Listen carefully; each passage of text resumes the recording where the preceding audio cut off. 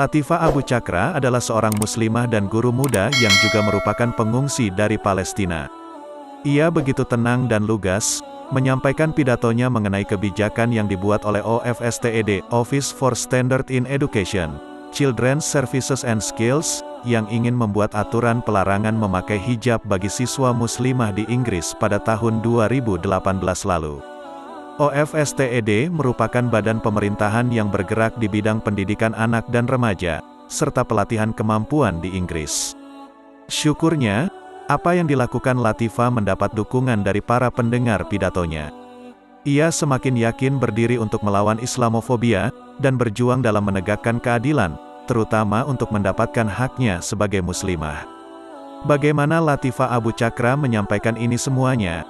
Simak video pidato berikut ini.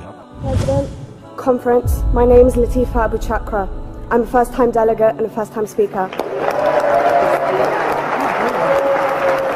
Thank you. I'm representing the Ealing Division in London, and I begin my address in the name of the Most High. Assalamu alaikum.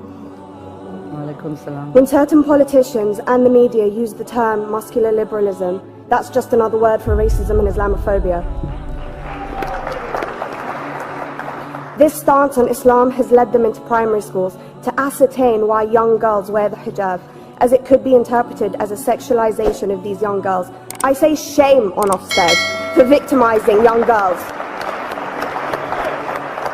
for choosing to wear religious articles of clothing. There is no such measure made for other religions or other articles of religious wear. This stance has other ramifications. It signals to the British public and emboldens groups such as EDL, BNP and other fascist and racist groups that women are oppressed by Islam, are made insubordinate to the men that supposedly force them to wear it, and that it is the job of the British state to liberate us. We reject this imperialistic saviour thinking.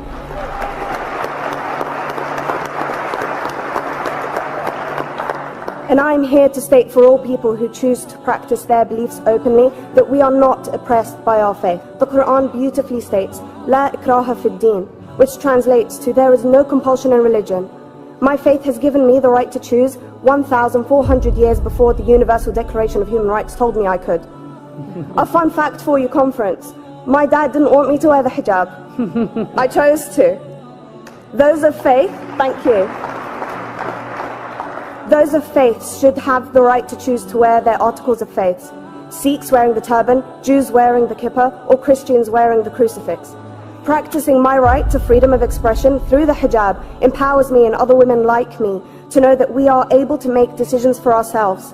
Through the hijab, women like me feel empowered to overcome the social expectations of sexualization that is relevant and has currently resulted in many cases of anxiety and worse. I can speak for myself and others like me.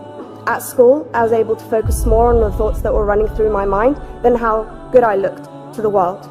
The NUT has supported a woman's right to choose when it comes to pregnancy. I want conference to support my right to wear the hijab.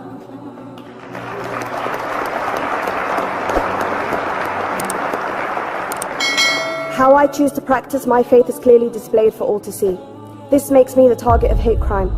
The level of racist attacks on Muslim women is disproportionate to any other oppressed group in British society because we are an easy target. This decision by Ofsted has ramifications beyond the school gates and must be seen in the context of increased attacks on the Muslim community and perpetuates the outdated notion that Muslim women are victims. I was on a trip last year to Hampton Court with my Year 7s, where a man felt comfortable to call me a terrorist. As a Muslim woman, I'm not a victim, so I challenged him. He denied it. I'm sure you've heard of the Punish a Muslim Day. It's been spoken about a few times already this morning. And as a Muslim, I'm actually quite optimistic. They're trying to limit it to one day. That's 364 less than normal.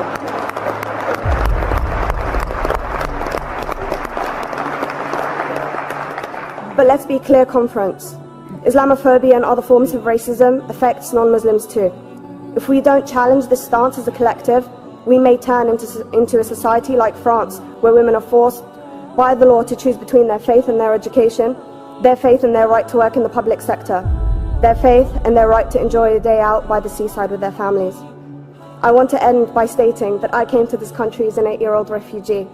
We are Palestinians, forced out of our land in 1948. We lived in third world conditions, similar to those in Calais for 60 years. Here, I received the support I needed to study law at university and become a secondary school citizenship and PSHE teacher, and a school rep. An injury to one is an injury to all, and I want to thank the Union for its stance on all oppressed groups, in particular mine, Palestine. Thank you, Conference. Thank you, Latifa.